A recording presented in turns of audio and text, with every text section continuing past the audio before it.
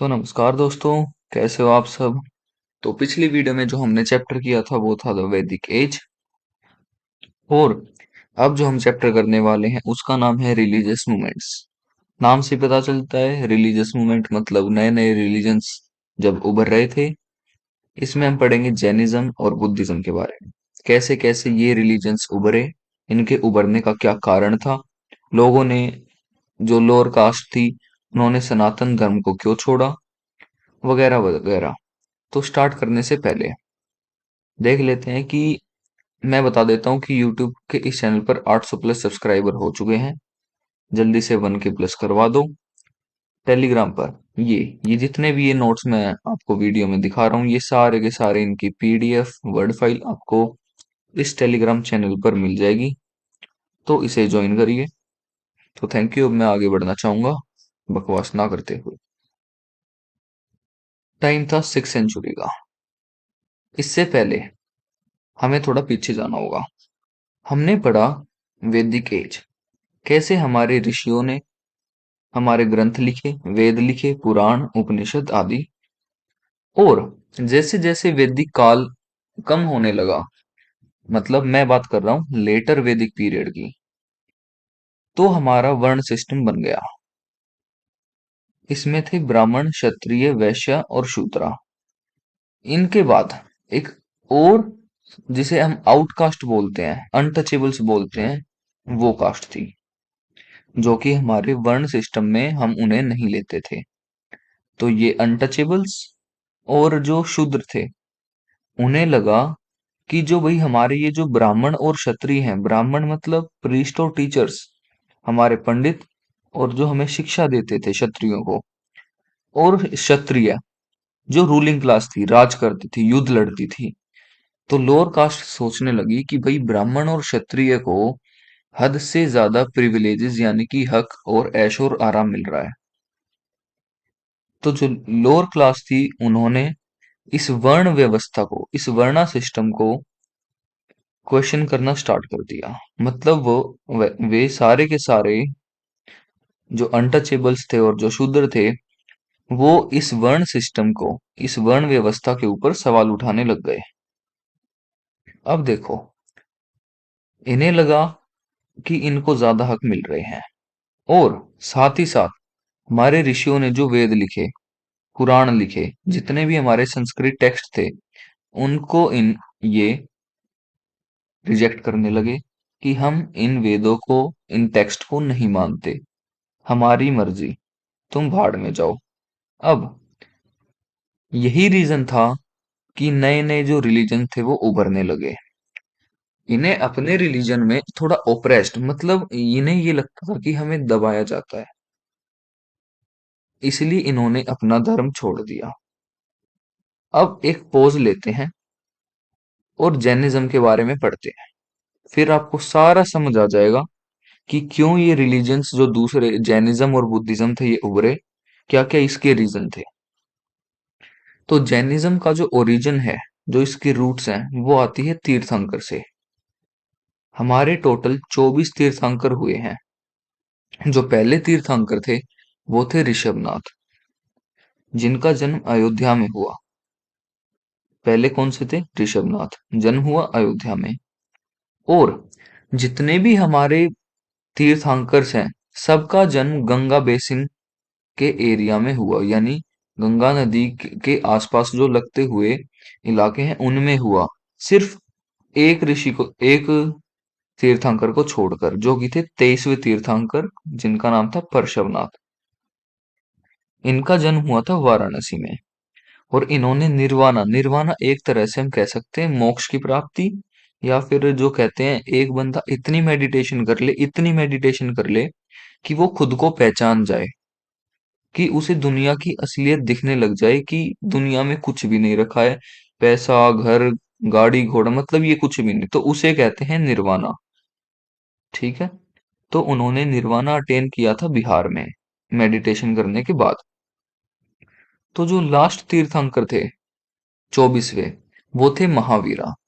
अब महावीरा जी ने ही जैनिज्म की स्टार्टिंग करी। अब थोड़ा महावीरा के बारे में जान लेते हैं। तो ये 24वें और लास्ट, टोटल 24 हैं और यही 24वें तीर्थंकर थे। इनका जन्म हुआ था 540 बीसी। अब बीसी का मतलब मैंने समझाया था, जैसे ये एक टाइम है, ठीक है, ये हम मान लेते हैं साल है एक्स। अब इस साल से जितनी भी पहले जो साल होंगे उनको कहेंगे हम बिफोर क्राइस्ट। तो अगर हम कहेंगे कि वर्धमान महावीरा, इनका जन्म 540 बीसी में हुआ, तो मतलब जीसस या ईसा मसीह, उनके जन्म से 540 साल पहले ही वर्धमान महावीरा का जन्म हो गया था। और इनका जन्म हुआ था कुंडाग्राम में, जो कि वैशाली के पास ही एक गांव है। इनके फादर का नाम था सिद्धार्थ। ये एक जंत्री का एक क्लैन था क्षत्रिय का। उन उनके राजा थे जो महावीरा के फादर थे, यानी सिद्धार्थ। इनकी मदर का नाम था त्रिशाला। त्रिशाला इनकी मदर थी, जो कि लिच्छवी प्रिंस थे वज्जी रिपब्लिक के। ये एक महाजनपदा है। इससे अगले चैप्टर में हम पढ़ेंगे महाजनपदा क्या होते हैं। तो अभी के लिए बस इतना याद रख लो कि वो वज्जी के जो लिच्छवी क्लैन था उसके प्रिंस थे, मतलब यानी उनके किंग थे। कौन? चेतक। तो उनकी सिस्टर थी महावीरा की माता जी। अब इनकी थोड़ी एनलाइटनमेंट लाइफ की तरफ चलते हैं। इन्होंने अपना घर छोड़ दिया 30 साल की उम्र में। इन्हें एनलाइटनमेंट मतलब मोक्ष एक तरह से कह सकते हैं मिला उसके 12 साल बाद। तो 30 साल प्लस 12 साल यानी इन्हें 42 साल की उम्र में निर्वाण मिल गया था। ये 72 यानी 72 ईयर्स की एज में इनकी डेथ हो गई थी, पावापुरी विलेज में, जो कि राजगीर, जो कि प्रेजेंट डे बिहार है, इसके अंदर। अब टाइम चलता गया, जैनिज्म के कुछ सिद्धांत यानी डॉक्ट्रिन्स बनने लगे। इनके 5 मेन डॉक्ट्रिन्स हैं, ये याद करने हैं। एसएससी में ये हमेशा क्वेश्चन आता है। एसएससी ले लो, यूपी पुलिस ले लो, कोई भी ले लो, उसमें क्वेश्चन आता है। वो आपको 4 ऑप्शन दे देंगे और बोलेंगे इनमें से कौन सा एक इनका सिद्धांत नहीं है जैनिज्म का। तो डू नॉट कमिट वियोलेंस, जो जैन थे वो अहिंसा मतलब नॉन वियोलेंस के ऊपर बहुत ज्यादा वो स्ट्रेस देते थे। झूठ मत बोलो, चोरी मत करो, प्रॉपर्टी ओन मत करो, और ब्रह्मचर्य। अब ये जो ब्रह्मचर्य है मतलब a person who have taken a vow not to have sex in his life. तो ब्रह्मचर्य का जीवन जीना। ये जो पांचवा सिद्धांत है ये दिया था वर्धमान महावीरा ने। और वर्धमान महावीरा ने ये भी कहा था कि अपने जो ये कपड़े हैं ये पूरी तरह से त्याग दो, कोई जरूरत नहीं है। ठीक है। तो लेवल्स। तो अब आ जाते हैं jewels of Jainism. Jewels of Jainism ये थोड़े बाद में ऐड हुए थे। इन तीनों में ये तीन है: राइट नॉलेज, जिसे इसमें बोला जाता है सम्यक ज्ञान; राइट फेथ, सम्यक दर्शन; राइट कंडक्ट, सम्यक चरित्र। अब देखो, राइट नॉलेज मतलब किसी भी बंदे को सही ज्ञान होना। राइट फेथ मतलब किसी अच्छी चीज के ऊपर फेथ रखो। ये नहीं कि तुम फालतू की नॉन वियोलेंस वगैरह और अधर्म आचरणों पे अपना फेथ रख रहे हो, मतलब उनके ऊपर बिलीव कर रहे हो। राइट कंडक्ट मतलब बिल्कुल अच्छा आपको अपना कैरेक्टर रखना है, अपना बिल्कुल अच्छा चरित्र रखना है। अब जो रावण था उसमें कोई कमी नहीं थी, बस उसका जो कैरेक्टर था वो खराब था, इसलिए उसका कैरेक्टर उसे ले डूबा। तो यही जैनिज्म कहता है कि ये 3 जूल्स रखो अपने अंदर, और जो ऊपर 5 सिद्धांत थे उनको फॉलो करो। अब नेक्स्ट, अब देखो, टोटल 24 तीर्थंकर हुए। 24। अब इन 24 तीर्थंकर को ना किसी भी सिंबल से डिनोट करा जाता है। जो पहले तीर्थंकर थे ऋषभनाथ, उनको बुल या फिर ओक से डिनोट करा जाता है। दूसरे जो थे अजीतनाथ, उनको एलिफेंट से डिनोट करा जाता है। तीसरे संभवनाथ, घोड़े से डिनोट करा जाता है। अभिनंदनाथ monkey, Sumatinath red goose, Padmaprabh lotus, सुपर्शवनाथ स्वास्तिक, चंद्र प्रभु क्रिसेंट मतलब कि नया चांद जिसे हम हिंदी में बोलते हैं, पुष्पदना पुष्पदंत क्रोकोडाइल यानी मगरमच्छ। शीतलनाथ कल्प वृक्ष से, कल्प एक वृक्ष होता है। श्रेयसनाथ राइनोसरस गैंडा। Vasupujya buffalo. Vimalnath bear. Anantnath falcon, falcon एक पंछी होता है, एक बर्ड होता है, तो वो देख लेना। धर्मनाथ वज्र। शांतिनाथ डियर यानी जो हिरण होता है। कुंथुनाथ ही गोट, मतलब गोट का जो मेल जेंडर हो गया। अराहनाथ मछली से। मल्लीनाथ कलश। मुनिसुव्रत टोरटोइज यानी कछुआ। नमीनाथ मतलब ब्लू वाटर लिली। नेमिनाथ शंख, जो शंख बजाते हैं। पार्श्वनाथ स्नेक से यानी सांप से। और महावीरा जी लायन से। अब इनमें से इंपॉर्टेंट कौन से हैं? एक तो कर लो पहला याद, ऋषभनाथ। और इनका दूसरा नाम था आदिनाथ, ये याद रखना। इनको डिनोट करा जाता था बूलिया ओक से। पार्श्वनाथ को डिनोट करते थे हम स्नेक से। महावीरा जी को करते थे हम लायन से। बस ये तीन याद रख लो। एक पहले 23वें और 24वें, बस। और बाकी याद रखने की जरूरत है नहीं, ये बस नॉलेज के लिए मैंने ऐड कर दिया। अब हम देखते हैं कि जो जैनिज्म था वो कैसे कैसे स्प्रेड हुआ। ऐसा क्या हुआ एकदम से कि ये रिलीजन इतना बढ़ गया लोगों के ऊपर, मतलब लोगों के अंदर। एक चीज थी संघ। महावीरा जी ने संघ का निर्माण किया। संघ मतलब समूह, साथ रहना, मतलब लोगों के ग्रुप्स बनाए। ठीक है, जिसके अंदर मेन और वुमेन दोनों दोनों अलाउड थे। ये इसकी एक खास बात थी। फर्स्ट सरमन मतलब जहां भी पहला पाठ उन्होंने पढ़ाया, वो पढ़ाया था राजगीर में, जो कि है प्रेजेंट बिहार में। उन्होंने अपनी टीचिंग्स दी थी प्राकृत लैंग्वेज में। अब यहां ध्यान रखो, वैदिक एज में सबसे प्रोमिनेंट लैंग्वेज कौन सी थी? संस्कृत। सारे वेद पुराण उपनिषद संस्कृत में लिखे जाते थे। लेकिन जैसे ही जैनिज्म का स्प्रेड हुआ, एकदम से प्राकृत लैंग्वेज की इंपॉर्टेंस बढ़ गई, ये फेमस हो गई। ठीक है, महावीरा भी क्योंकि इसी में अपना ज्ञान देते थे। अब कर्नाटका में ये कैसे स्प्रेड हुई, ये आपको अगले चैप्टर में भी पढ़ाया जाएगा। क्योंकि जो किंग थे चंद्रगुप्त मौर्य, उन्होंने अपने राज के आखिरी में संन्यास ले लिया था, और वो कर्नाटका में एक जगह है सरवर बेनिगोला, उसमें चले गए थे, और उन्होंने जैनिज्म को ज्वाइन कर लिया था।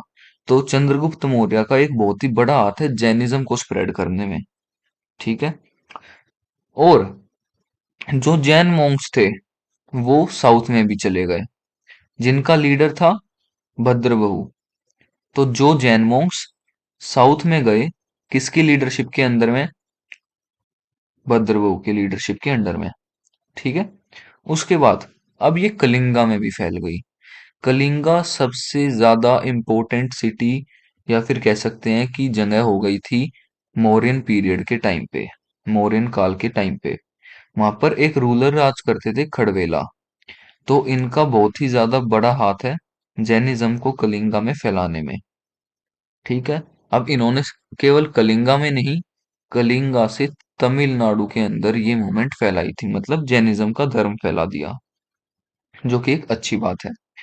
अब जैनिज्म की कुछ काउंसिल्स हुई। काउंसिल हम कह सकते हैं कि जब लोग आपस में मिलके बात करने लगे कि भाई क्या क्या होगा। उसके अंदर आपके ये जो जैन के ग्रंथ होते हैं वो होते हैं अंगास।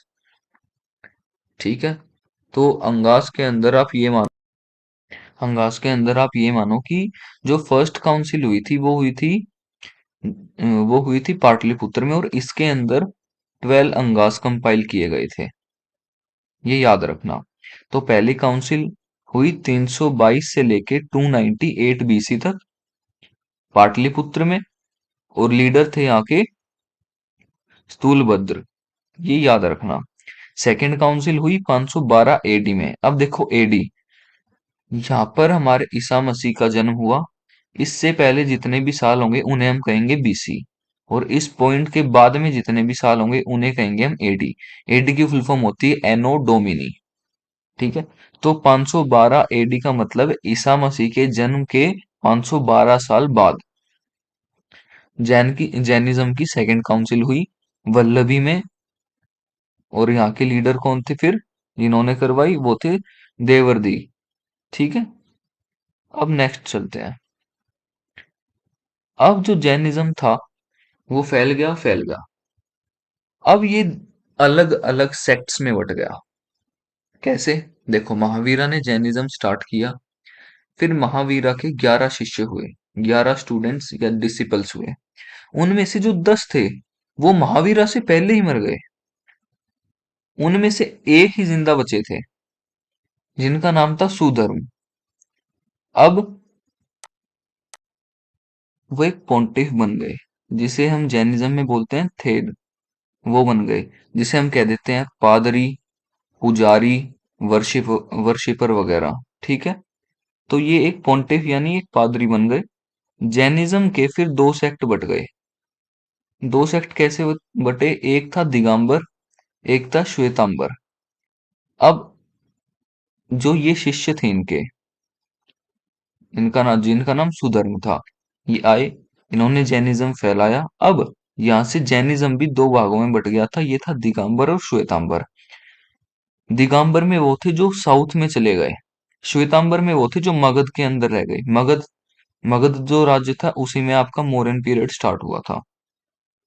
अब आगम लिटरेचर, ये सारे जो हैं ये जैनिज्म के कुछ टेक्स्ट आ गए।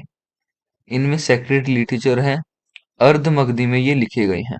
जैसे कि 12 अंग, 12 उपअंग, प्राकीर्णस 10, और ये बाकी के दो। और जो नॉन आगम लिटरेचर है उनमें कल्पसूत्र, थेरावली, पद्मचरिता, अंतरकथा और ये परिष्ठ पर्वन, ये सब आते हैं। ये स्कॉलर्स के वर्क हैं। तो इनके पोएट्स जिन्होंने इनको लिखा है, कवि, ये सब आप याद कर लेना। अब नेक्स्ट, अब आते हैं बुद्धिज्म में। हमने ये तो पढ़ लिया कि जैनिज्म कैसे स्टार्ट हुआ। अब बुद्धिज्म के बारे में पढ़ते हैं। अब बुद्धिज्म जो था वो भी 6th सेंचुरी बीसी में एक बहुत ही इम्पोर्टेंस के उसमें स्टार्ट हुआ। मतलब इसको बहुत ज्यादा इम्पोर्टेंस मिलने लगी जैनिज्म के साथ साथ। गौतम बुद्ध ने ये स्टार्ट किया। अब गौतम बुद्ध की लाइफ के बारे में कुछ जान लेते हैं। कैसे कैसे उन्होंने अपना घर बार छोड़ा, कैसे कैसे उनके मन में आया कि मैं एक सिद्ध पुरुष बन जाता हूँ। गौतम बुद्ध का रियल नाम था सिद्धार्थ, जिनका जन्म हुआ था 563 बीसी में। लुम्बिनी में इनका जन्म हुआ, जो कि कपिल वस्तु के पास में है। और इनका जिस क्लैन में जन्म हुआ था वो था शाक्य क्लैन, यानी क्षत्रिय क्लैन था एक। इनके पिताजी उसके राजा थे, यानी शुद्धोधन नाम था इनके पिताजी का, जो कि कपिल वस्तु के राजा थे। मदर का नाम था इनकी माया, जो कि गौतम बुद्ध को यानी सिद्धार्थ को जन्म देने के 7 दिन बाद ही उनकी मृत्यु हो गई थी। फिर उसके बाद इनकी जो फोस्टर मदर थी, सौतेली माता जी थी, उन्होंने पालन पोषण किया, जिनका नाम था महाप्रजापति गौतमी। और इन्होंने 29 वर्ष की एज में अपना घर बार छोड़ दिया था। महावीरा ने कितनी में छोड़ा था? 30 में, और इन्होंने 29 में। इसके बाद इन्होंने एनलाइटनमेंट ले ली थी 35 साल की उम्र में। 35 साल की उम्र में इन्होंने एनलाइटनमेंट ले ली थी पीपल ट्री के अंदर। ये याद रखना, बोध गया के अंदर पीपल ट्री था, उसके अंदर नीचे बैठकर मतलब मेडिटेशन करके इन्होंने एनलाइटनमेंट ले ली थी। इन्होंने अपनी फर्स्ट टीचिंग जो दी थी, फर्स्ट स्पीच दिया था, वो दिया था सारनाथ में। ये मेडिटेट करते रहते थे, कभी भी रेस्ट नहीं लेते थे। रेस्ट लेते थे सिर्फ रेनी सीजन में, जब बारिश होती थी। और ये 80 साल की उम्र में इनका देहांत हो गया, 483 बीसी में। और जगह कौन सी थी? कुशीनरा। ये सारी जगह आपको याद करनी है। इनके 4 सत्य बताए गए हैं, जिन्हें आर्य सत्य के नाम से भी जाना जाता है बुद्धिज्म के अंदर। वो है दुख। अब ये तो सबको पता है कि भाई, जो लाइफ है अगर उसमें हैप्पीनेस है तो सौरभ भी होगा, सुख है तो दुख भी है। समुदाय मतलब डिजायर, इसका मतलब है कि जो इंसान की जो मांगे हैं, डिजायर, डिमांड, मांग, चाह, वो ही सारी प्रॉब्लम्स की रूट है। अगर इंसान की कोई चीज मांगेगा ही नहीं, किसी चीज की इच्छा ही ना करेगा, तो उसके पास दुख आएगा ही नहीं। फिर आता है निरोध यानी निर्वाणा, अटेन करना मेडिटेशन से। फिर आता है मार्ग, मतलब एक ऐसे मार्ग पर चलना जो कि दुखों को खत्म कर दे। वो कैसे होगा? मेडिटेशन करके। तो ये चार सिद्धांत, मतलब ये चार सत्य बुद्धिज्म सिखाता है। अब इनका ना 8 फोल्ड पाथ है, जिन्हें हम अष्टगिक मार्ग कहते हैं। तो ये आपको याद करना पड़ेगा। एक होता है राइट व्यू, सच को जानना। राइट नरेटिव, बुरी आदतों से अपने दिमाग को बचाना। राइट स्पीच, ढंग से बोलना, किसी को हर्ट ना करना अपने शब्दों से। सही एक्शन करना, बिल्कुल दूसरों की सहायता करना। एक रिस्पेक्टेड लाइफ जीना, दूसरों की रिस्पेक्ट करना। ठीक है, राइट एफर्ट लगाना, सही चीज में एफर्ट लगाओ। ये नहीं आप एक बैंक लूटने में इतनी सारी मेहनत कर रहे हो तो फिर भगवान को बोलो मैं इतनी मेहनत कर रहा हूँ बैंक लूटने में, तो मैं तो ये नहीं, मेरे से बैंक लूटा ही नहीं जा रहा। नहीं, राइट एफर्ट, स्थिर बुद्धि जिसे कहते हैं। राइट कंसंट्रेशन, मतलब मेडिटेशन करो और अपने थॉट्स को कंट्रोल करो। मतलब फालतू के जो नेगेटिव थॉट्स हो गए, ठीक है, ये सब मतलब इनको दिमाग से निकालो। बुद्ध, अब जैसे जैनिज्म की पढ़ी, जैनिज्म की हुई थी 2 काउंसिल, और बुद्धिज्म में है 4 काउंसिल हुई थी। जो फर्स्ट काउंसिल हुई थी वो 483 बीसी में हुई थी। 483 बीसी में ही जो सिद्धार्थ थे, जो बुद्धा थे, उनकी डेथ हो गई थी 80 साल की उम्र में। तो उनकी डेथ के जस्ट बाद ही लिखी गई थी। राजगृह में प्रिसाइड किनने की थी? ये थे महाकश्यप, और उस टाइम पे किंग कौन से प्रेजेंट थे? अजत शत्रु। सेकंड हुई 383 उसके 100 साल बाद ही, वैशाली में। सभा कमी जो थे उन्होंने प्रिसाइड की थी, और राजा उस टाइम पे थे काल अशोका। थर्ड जो काउंसिल थी वो थी 246 बीसी से 250 बीसी के बीच में, पाटलिपुत्र में हुई थी। मोगली जी ने ये प्रिसाइड की थी। किंग थे उस टाइम अशोका। अब फोर्थ 100 बीसी, 100 बीसी में हुई थी, मतलब ईसा मसीह के 100 साल पहले। कहाँ पर? कश्मीर, कुंडलवान भी जिसे कह देते हैं, वहां पर थे वासुमित्रा, ये ऋषि थे हमारे, ऋषि वासुमित्रा, और जो उनके डेप्यूटी थे ऋषि अश्वघोष। ठीक है, वो थे। और किंग कौन से थे? कनिष्का। अब आप ये सोचो कि यार इतनी सारी चीजें याद कैसे करूंगा। देखो, ये इंपॉर्टेंट है नहीं, इसके सवाल पूछे नहीं जाते। किंग इंपॉर्टेंट है, प्लेस इंपॉर्टेंट है, और ईयर इंपॉर्टेंट है। अब प्लेस कैसे याद रखना है ये मैं बता देता हूँ। ये देखो, पहली हुई राजगृह में, दूसरी वैशाली में, तीसरी पाटलिपुत्र में, चौथी कश्मीर में। इसके इनिशियल 2 लेटर्स को देखो, रा, वा, पा, का। रा, वा, पा, का। तो ऐसे याद कर सकते हो आप, रा वा पा का। ये एक ट्रिक है, हर कोई इसी ट्रिक से याद करता है, तो आपको करनी हो तो कर लेना। अब जो बुद्धिज्म की जो टीचिंग्स हैं वो है मेनली पली लैंग्वेज में। कौन सी लैंग्वेज में? पली में। और जो जैनिज्म की थी वो कौन सी लैंग्वेज में थी? वो थी प्राकृत में। ठीक है। अब जो बुद्धिज्म है उसकी 3 बास्केट्स मानी गई हैं, विनया, सुत्ता और अभिधर्म। ये पिताकास बोलते हैं, जैसे विनय पिटका, सुत्ता पिटका और अभिधर्म पिटका। ये एक तरह से कह सकते हैं टेक्स्ट भी हैं उनके बुद्धिज्म में। और आते हैं आपके सूत्र। ये जो है ये बुद्धा की टीचिंग से एट्रीब्यूटेड, मतलब जो बुद्धा ने, गौतम बुद्ध ने पढ़ाया, उन सब की कोर टीचिंग्स हैं, बिना किसी चीज को चेंज किए। मेडिटेशन की प्रैक्टिस कैसे करनी है, उनकी क्या क्या फिलोसफी थी, और क्या क्या हमें अपने एथिक्स यानी आचरण रखने हैं। दूसरा आता है हमारा विनय टेक्स्ट। ठीक है, एक टेक्स्ट भी है जैसे विनय पिटका हो गया। इन्होंने मोनेस्टिक जो रूल्स थे, जो साधु संत को जो रूल्स कानून फॉलो करने थे, वो यानी बुद्धिस्ट मॉन्क्स को, दे provided guidelines for conduct discipline, for conduct discipline, मतलब कैसे डिसिप्लिन में रहना है, राइट कंडक्ट क्या क्या होता है, क्या गलत है क्या सही है, ये उन सबको बताते थे। अभिधर्म टेक्स्ट, ये जो है ये फिलोसॉफिकल और साइकोलॉजिकल एनालिसिस थे बुद्धा की टीचिंग के।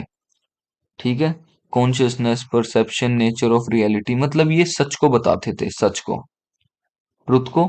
और एक तरह से कह सकते हैं साइकोलॉजिकल टेक्स्ट था। ठीक है, तो यहीं पे हमारा जो है ये खत्म होता है चैप्टर। और जैसा कि मैंने बताया, ये जो भी सिलेबस में करवा रहा हूँ, ये आपका SSC, CGL, CPO, CHSL, MTS, Delhi police, UP police, ठीक है। मतलब ये इन सब में, ये मतलब जो कोई भी एग्जाम जिसमें आपकी जीएस है, आप उसके लिए इन वीडियोस और इन नोट्स को पढ़ सकते हो। मैं इन नोट्स में 90% या 95% प्लस लेके चलता हूँ पूरे कंटेंट को। इनके अलावा आपको ज्यादा कुछ पढ़ने की जरूरत नहीं है, बस प्रीवियस ईयर की जरूरत पड़ेगी, जो कि जिनकी वीडियो में ये चैप्टर होते ही मैं डाल दूंगा। तो अब जल्दी से इस चैनल के 1K प्लस करवा दो, और जो टेलीग्राम चैनल है उसको ज्वाइन कर लो। ये नोट्स एज इट इज वहीं पर अवेलेबल मिल जाएंगे आपको, जो वीडियो का टाइटल है उसी नाम से। तो थैंक यू वेरी मच, मिलते हैं अगले चैप्टर में।